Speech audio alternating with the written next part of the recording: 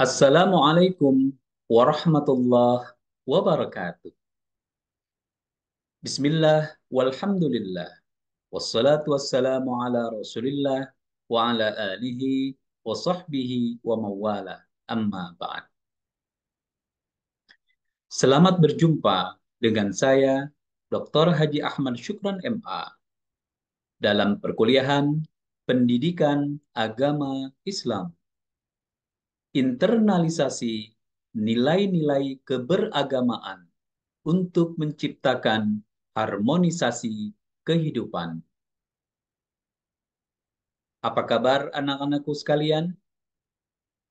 Kita berdoa semoga Allah senantiasa memberikan perlindungan, keselamatan, dan kesehatan untuk kita semua, sehingga kita dapat menjalankan aktivitas kita sehari-hari. Anak-anakku sekalian, hari ini adalah pertemuan pertama kita di perkuliahan Pendidikan Agama Islam. Kita akan segera memulai, namun sebelumnya kita yel-yel terlebih dahulu. ITL Trisakti, belajar, belajar, belajar, sukses. Kita tepuk tangan dulu. Baik anak-anak sekalian, kita mulai perkuliahan ini dengan sama-sama membaca basmalah. Bismillahirrahmanirrahim. Anak-anak sekalian, pada pertemuan pertama kali ini, agenda perkuliahan kita adalah berupa pengantar perkuliahan yang berisi materi tentang pengenalan mata kuliah, yang kedua, kontrak perkuliahan, dan yang ketiga, perkenalan. Baik anak-anak sekalian, kita harus mengenal apa yang disebut dengan mata kuliah pendidikan agama Islam. Mata kuliah pendidikan agama merupakan mata kuliah yang menjadi bagian dari kurikulum SNDikti yang wajib diterapkan di perguruan tinggi untuk program sarjana dan diploma.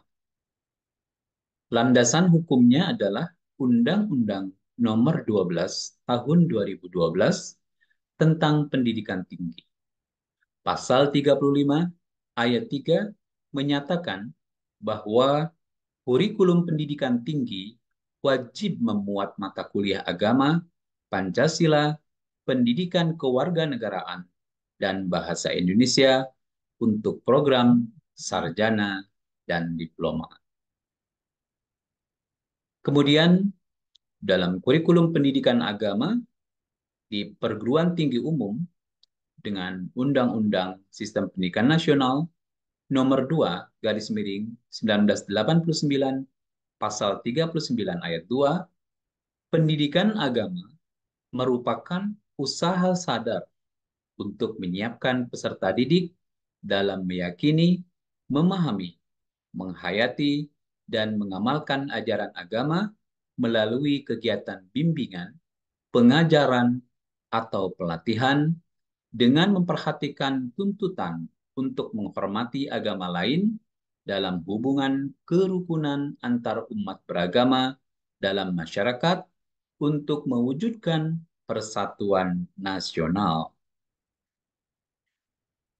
Kemudian, menurut SK Dirjen Dikti nomor 38 tahun 2002, tujuan umum pendidikan agama Islam di perguruan tinggi adalah memberikan landasan pengembangan kepribadian kepada mahasiswa agar menjadi kaum intelektual yang beriman dan bertakwa kepada Tuhan Yang Maha Esa, berbudi pekerti luhur, berpikir filosofis, bersikap rasional, dan dinamis.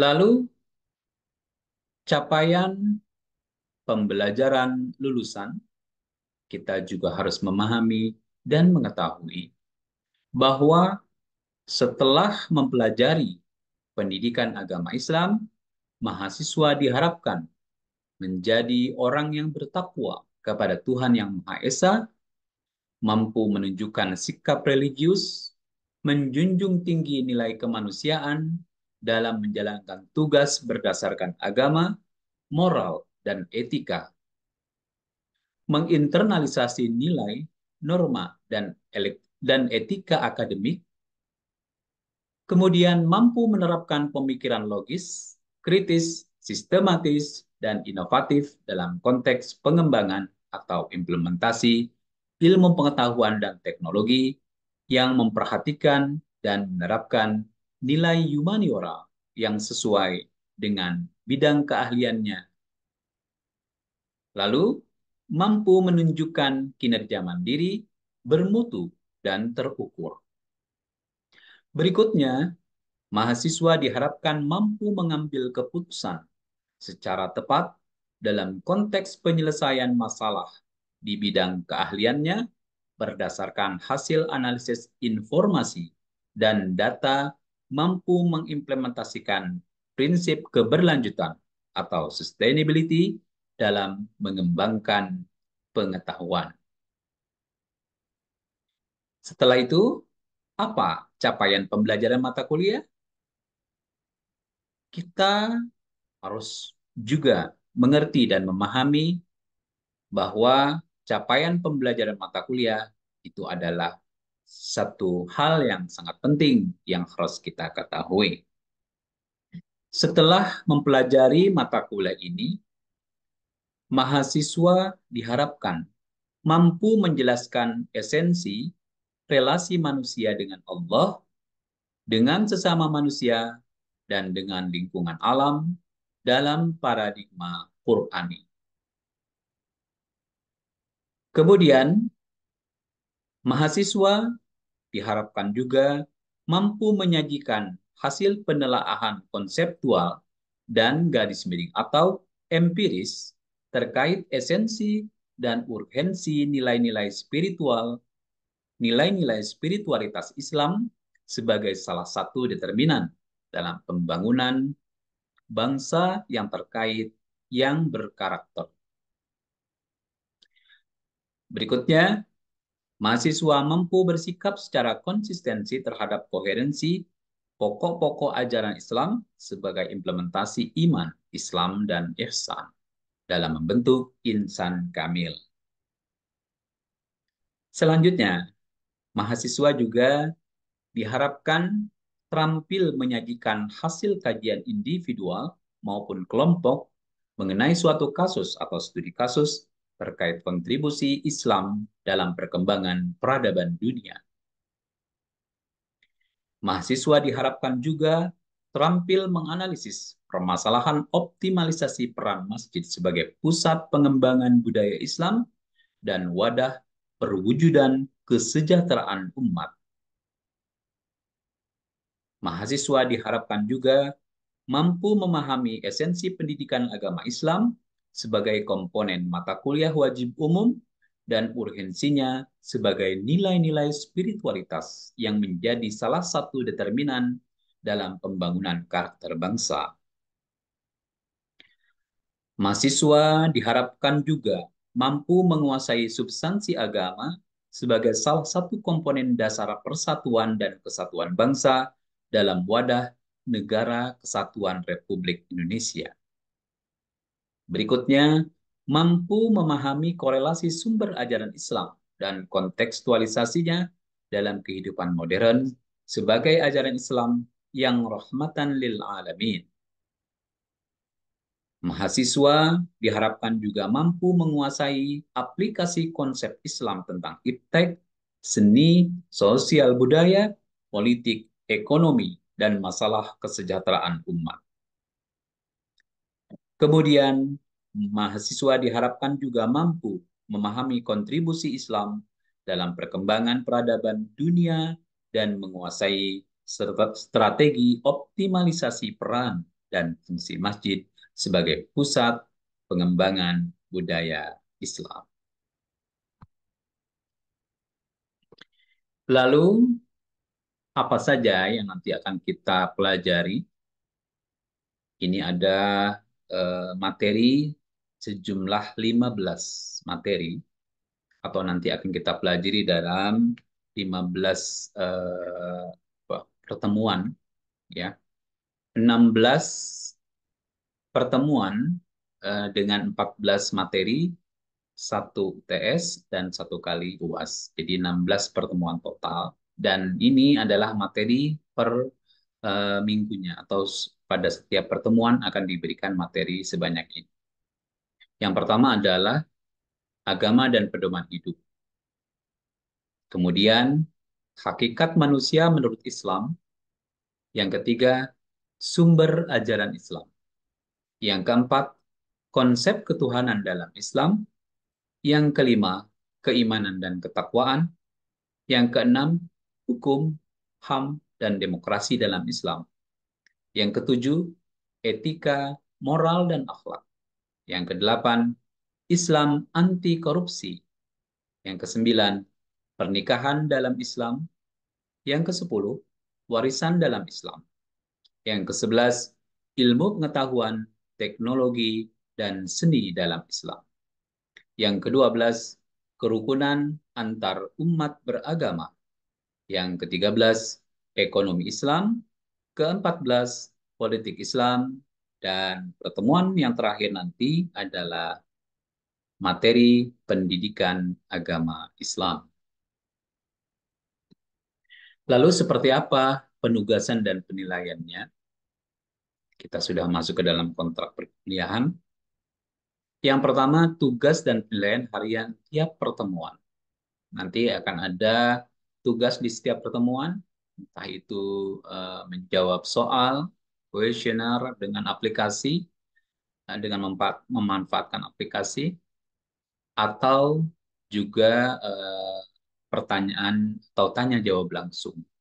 Nah, nanti setiap minggu itu tugas-tugas yang diberikan diwajibkan untuk dijawab oleh seluruh mahasiswa dan itu akan mendapatkan nilai. Kemudian yang kedua, tugas dan penilaian tengah semester. Untuk tengah semester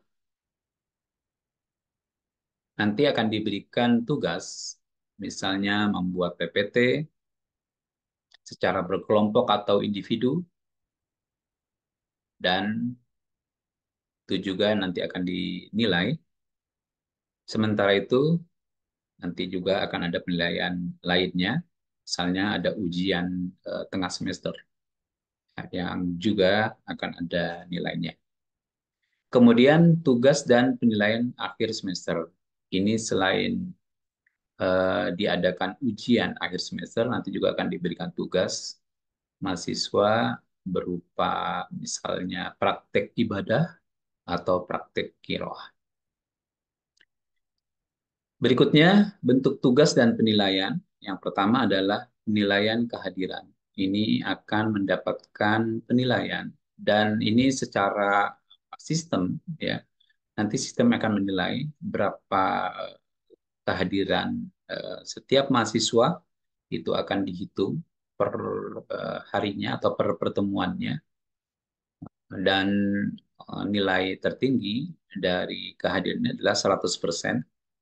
Dan ada batas minimum yang harus dicapai oleh setiap mahasiswa, yaitu mahasiswa harus bisa mencapai pertemuan minimal 80%. Kemudian yang kedua, nanti menjawab pertanyaan dan ujian ya, pada saat pertemuan perkuliahan, penyampaian materi, mungkin nanti kita akan adakan diskusi, tanya jawab, ya, dan sebagainya. Yang ketiga, bentuk tugas lain tadi sudah dikatakan, yaitu membuat PowerPoint ya terkait dengan materi-materi yang kita bahas ya di dalam silabus. Nah, yang keempat, penilaian yang lain juga ada berupa keaktifan di dalam kelas. Ya, misalnya aktif bertanya, aktif berkomentar atau berdiskusi menjawab pertanyaan dari teman dan seterusnya. Itu tentu akan ada penilaiannya dan ini merupakan bagian penilaian portofolio. Lalu seperti apa sistem penilaiannya? Penilaian dilakukan dengan rincian sebagai berikut. Yang pertama, bobot kehadiran itu dihitung dengan 20%. Jadi kehadiran mahasiswa dinilai total dengan nilai 20% atau bobot kehadiran 20%. Kemudian yang kedua, bobot nilai UTS itu 30%. Yang keempat, bobot nilai UTS adalah 40% dan bobot nilai tugas adalah 10% dengan nilai total bobotnya adalah 100%. Nah, ini anak-anak sekalian harus betul-betul perhatikan ini. Jangan sampai tidak mengerjakan tugas, maka nilai kalian akan berkurang. Kemudian kehadiran pun itu juga sangat mempengaruhi. Kalau kehadiran kalian sangat minim, tentu itu akan mempengaruhi nilai juga. Makanya harus betul-betul diperhatikan. Absensi, nah, ini juga sangat penting ya buat anak sekalian. Yang pertama kehadiran dihitung minimal 80%. 80% itu ya sekitar 12 pertemuan ya. Nah, aku harus bisa itu 12 pertemuan tatap muka. Kemudian sakit, izin, dan alpa dihitung tidak hadir. Yang ketiga, sakit dan izin harus ada surat keterangan dari dokter dan pihak berwenang. Yang keempat, sakit dan izin yang dilengkapi surat keterangan yang akan dipertimbangkan untuk tetap mendapatkan penilaian. Jadi ada semacam dispensasi ya bagi teman atau anak-anakku sekalian yang sakit atau izin itu harus melampirkan surat keterangan. Sakit sakit apa? Ya kemudian dari mana? Dokter atau dari puskesmas atau dari rumah sakit tempat berobat.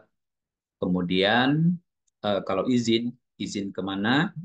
Apakah ada lembaga atau instansi yang bisa memberikan surat keterangan tersebut atau tugas dari fakultas ya atau prodi bisa saja karena ini untuk mempertimbangkan kehadiran dan juga penilaian serta nanti yang sangat penting adalah apakah bisa mengikuti ujian apa namanya akhir semester.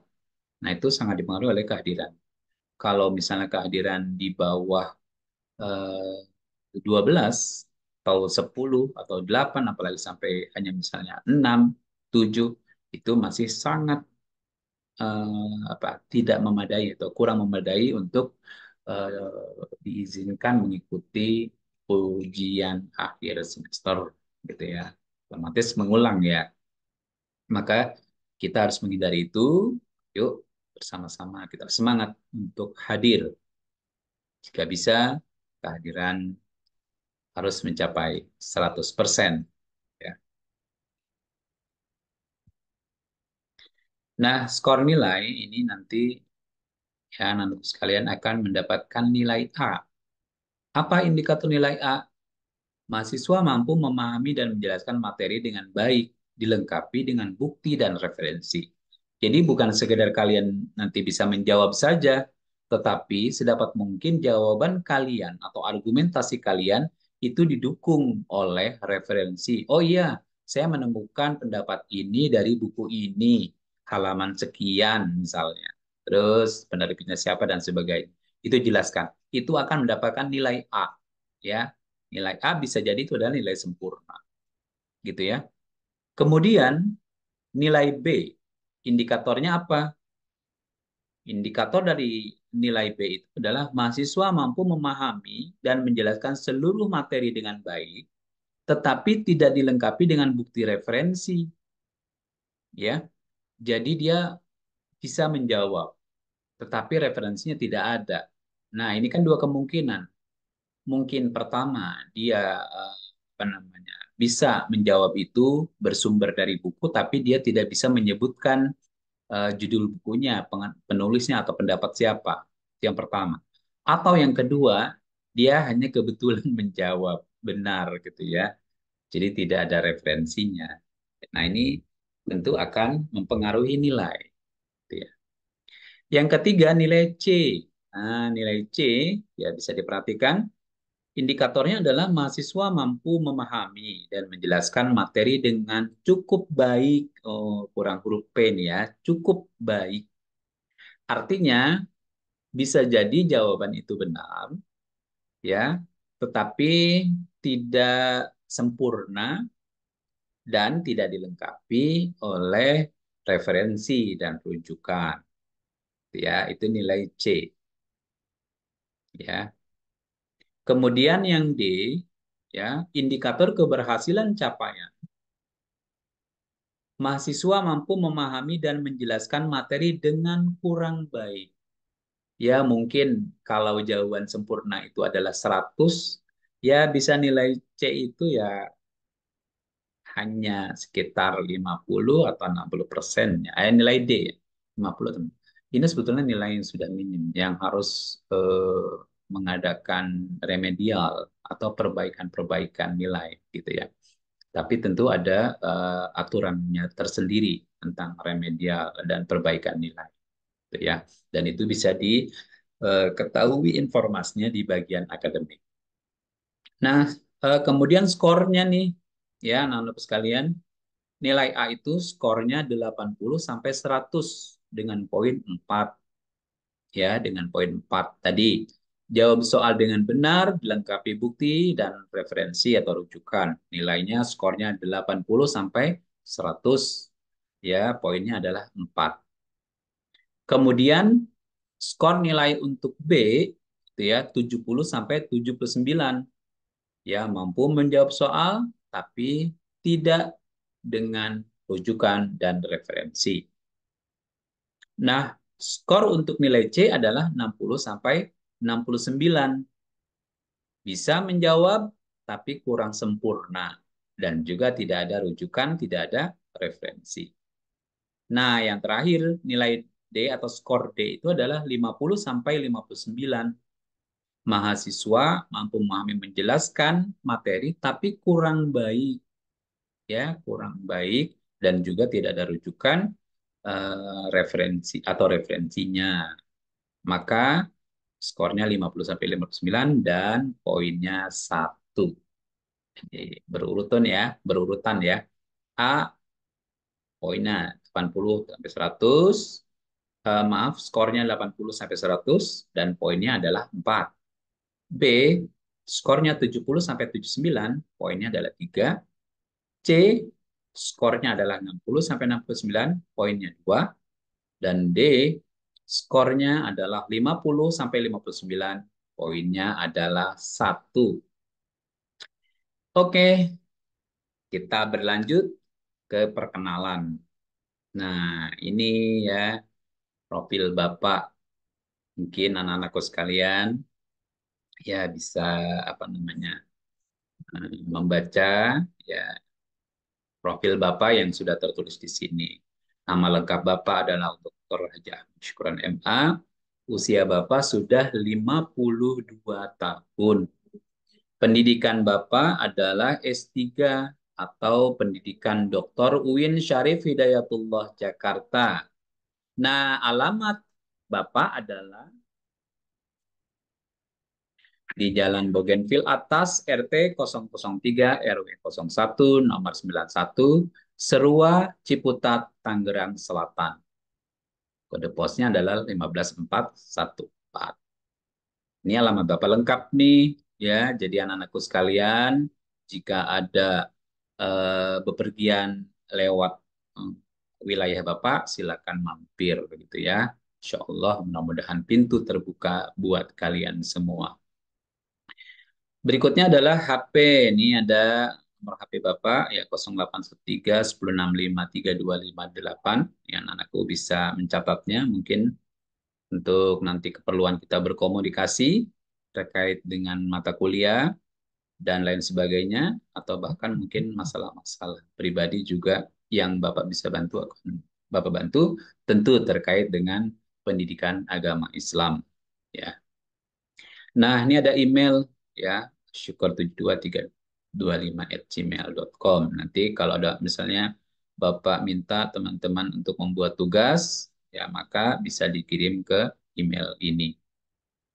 Nah, di bawahnya nih ada moto hidup, Ahya bil khair.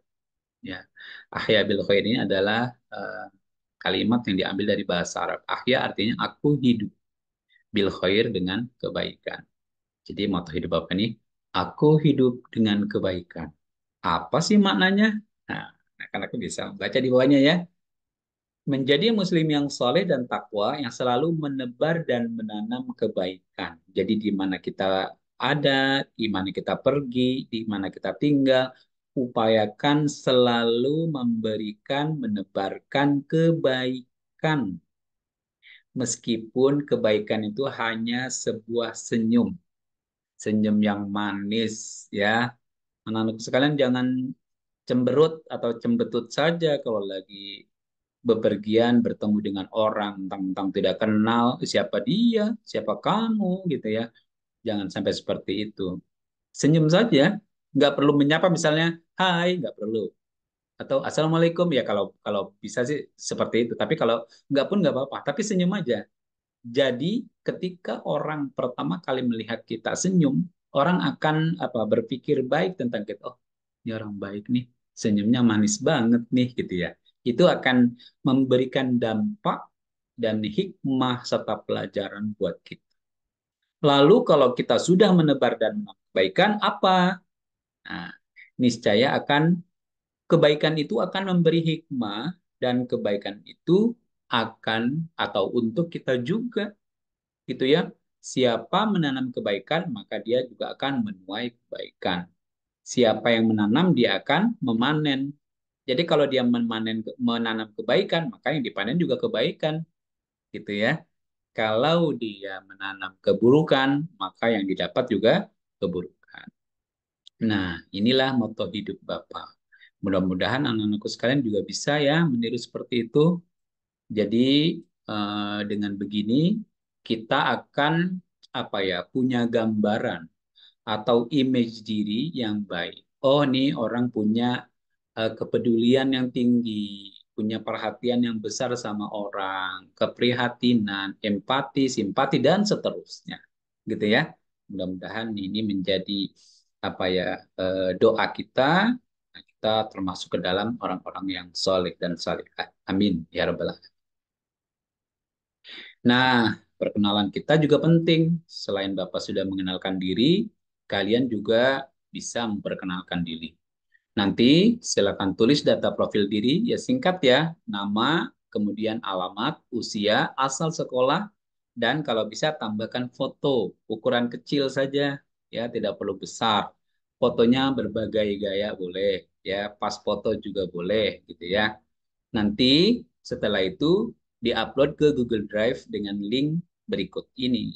Itu ya, ada link biru, tulisan warna biru, linknya nanti kalian upload di situ ya data yang sudah kalian buat ya muat di Google Drive. Nanti Bapak akan apa mengumpulkan jadi satu menjadi sebuah apa satu folder. Nanti di sana akan Bapak buat apa ya daftar dan kolom-kolom terutama kolom untuk nilai tugas ya. Oh, ini sudah mengerjakan tugas ini belum gitu. Nah, ini salah satunya adalah untuk. Nah, ini ada handbook ya, buku pegangan yang bisa kita pakai. Ini kebetulan hanya covernya saja, ya. Nanti anak-anak sekalian bisa unduh di Google Drive yang Bapak kirim tadi linknya ya. Di situ apa anak-anakku sekalian bisa unduh. Ya, nanti ini yang akan kita pelajari ya secara online ataupun secara offline ya. Tapi kan kita sudah offline ya.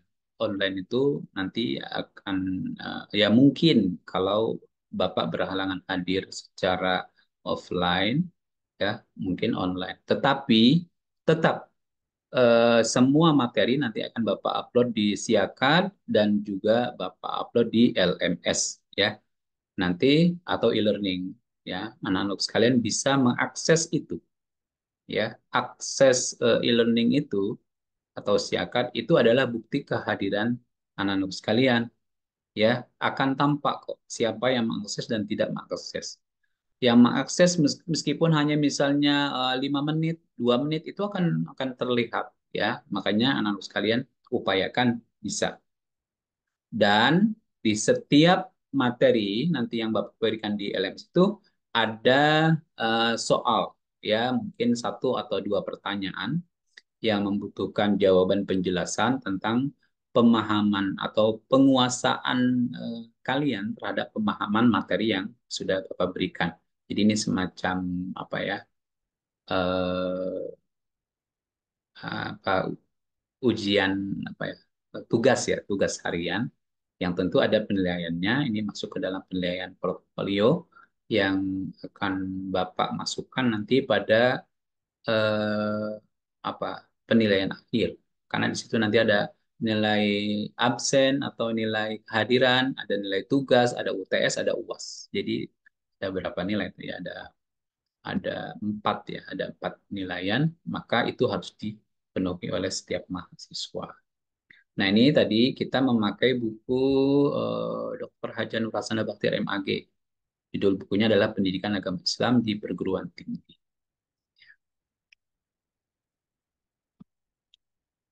Nah, ya itu yang bisa Bapak sampaikan. Mungkin pertanyaan nanti bisa disampaikan ya. Untuk PJ-nya atau penanggung jawab mata kuliah ya mungkin nanti bisa menghubungi Bapak ya. Kita berkomunikasi tentang apa kegiatan pendidikan atau perkuliahan kita ya terkait dengan tugas-tugas dan kewajiban-kewajiban mahasiswa atau mungkin ada mahasiswa yang mau izin ya atau memberikan keterangan atau surat tentang sakit misalnya dan seterusnya. Nah, mohon anu sekalian bisa apa ya membuat grup misalnya WhatsApp untuk kita berkomunikasi. Baik anak-anak sekalian, Bapak kira cukup sampai di sini. Insya Allah kita bertemu secara offline di pekan kedua nanti. Mudah-mudahan Allah senantiasa memberikan perlindungan, kesehatan, keselamatan untuk kita, sehingga kita bisa melaksanakan aktivitas kegiatan kita sehari-hari dengan baik. Akhirnya, marilah kita tutup perkuliahan pekan ini dengan sama-sama membaca hamdalah alhamdulillahirabbil alamin. Bapak ucapkan terima kasih atas segala perhatian. Mohon maaf atas segala kesilapan dan kekurangan. Wallahul muwaffiq ila aqwamit thoriq. Wassalamualaikum warahmatullahi wabarakatuh.